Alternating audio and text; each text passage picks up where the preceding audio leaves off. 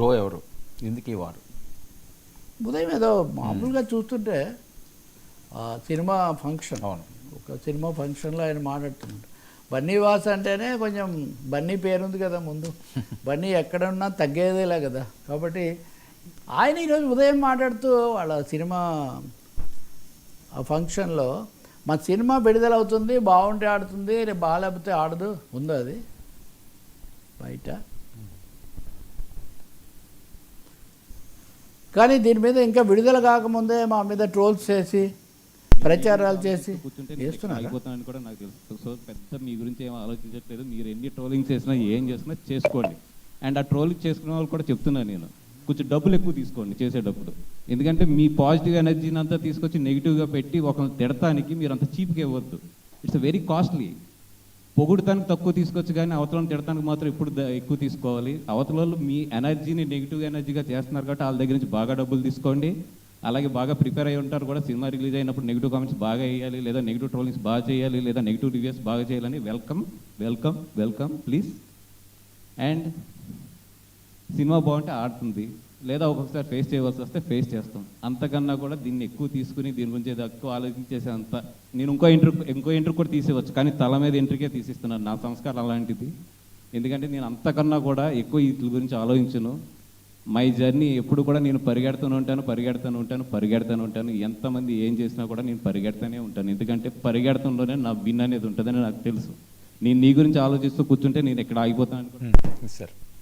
తీవ్రమైన భాష, ఇంకా కొన్ని ఇంకా చెప్పడానికి లేనివి కూడా ఆయన మాట్లాడారు.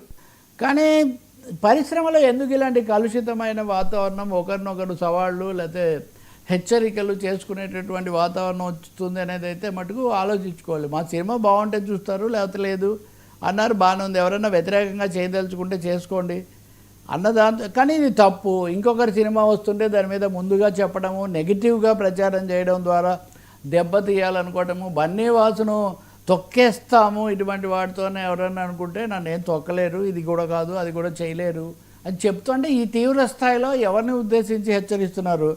మధ్యలో ఒకసారి ఏదైనా చేసుకో బ్రదర్, అవన్నీ నీకు కావాల్సినవి చేసుకో, నాకేం అవ్వదు అని చెప్పడం. అంటే ఎవరు ఆ బ్రదర్ ఎవరు, ఆ బ్రో ఎవరు అన్నటువంటి ఒక ప్రశ్న కూడా మొత్తం సోషల్ మీడియాలో, మరీ ముఖ్యంగా సినిమా మీడియాలో. ఇంకో మాట కూడా, డబ్బులు తీసుకోండి మీరు, కానీ పొగడడానికి కాదు, ఇంకోని తిట్టడానికి ఉన్నప్పుడు మీరు ఎక్కువ డబ్బులు తీసుకోవాలి, ఎక్కువ డబ్బులు తీసుకొని బాగా తిట్టండి ఈ పద్ధతిలో. అసలు ఈ విధమైన మాటలు ఈ స్థాయిలో ఏదో లాంఛనంగా ఒక మాట అని వదిలి, అంటే ఎవరో అంటున్నారు, ఎవరా అజ్ఞాత శత్రువు, ఎవరా బ్రదర్ అంటున్నారు కాబట్టి ఎవరా అదర్, బ్రదర్ కాదు నిజానికి అదర్ అయి ఉండాలి. బ్రదర్ అయితే అంతగా ఏమీ తిట్టరు కదా. తప్పకుండా పరిశ్రమలో ఒక విధంగా టెన్షన్స్ అయితే పెరుగుతున్నాయి అనేది స్పష్టమవుతుంది.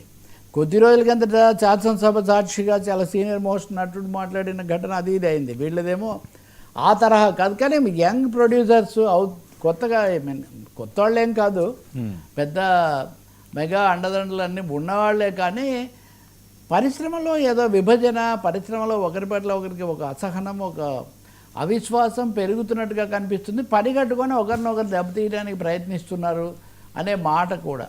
కాబట్టి ఈ వాతావరణం అయితే పోవాల్సిన అవసరం ఉంది. పరిశ్రమ పెద్దలు కూర్చోబెట్టి, అంటే పై స్థాయిలో వాళ్ళ దగ్గర నుంచి మామూలు యువత వరకు ఇలా మాట్లాడుకునే ఇది వస్తే అది ఏమాత్రం ఆరోగ్యకరమైన పరిస్థితి కాదు. తెలుగు చిత్ర పరిశ్రమ, నేను చాలాసార్లు చెప్తుంటాను కదా, నాగేశ్వరరావు, రామారావు అభిమానులు ఒకరి మీద ఒకరు విసురుకునే కాలంలో కూడా వాళ్ళైతే ఆయన అగ్గిపెట్టె వెలిగిస్తే ఈయన సిగరెట్ కాల్చుకునే సుహృద్భావం అదైతే అలా ఉంటూ వచ్చింది.